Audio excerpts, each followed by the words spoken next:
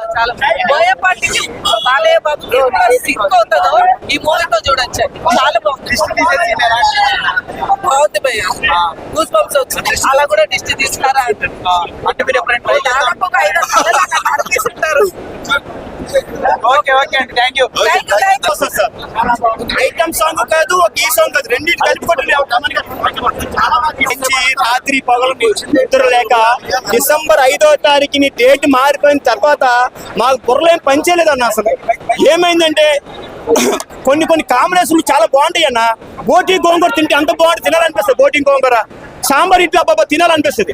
అట్లాగే రాజమౌళి జూనియర్ అంటే సినిమా ఎంత బాగా చూస్తే ఎదురు చూస్తాం చూడాలనేసి, అట్లాగే బోయపాటి గారి బాలయ్య సినిమా వస్తే ఒక ఆతృప్తి ఏదో ఉంటుంది మనం చూడాలి.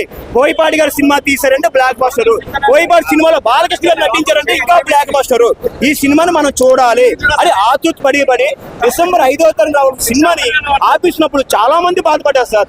ఆ డిసెంబర్ 5 ఎప్పుడైతే ఇదయిందో డిసెంబర్ 12 సినిమా రావాలనేసి ఒక్కొక్కరు గుళ్ళకి వెళ్ళి పూజలు చేసి చాలా నందమూరి ఫ్యాన్స్ అందరూ బుర్ర పాడైపోయినట్టు పూజలు కూడా చేశారు భయ్య. బాలకృష్ణుని అంత పిచ్చి అఖండ గురించి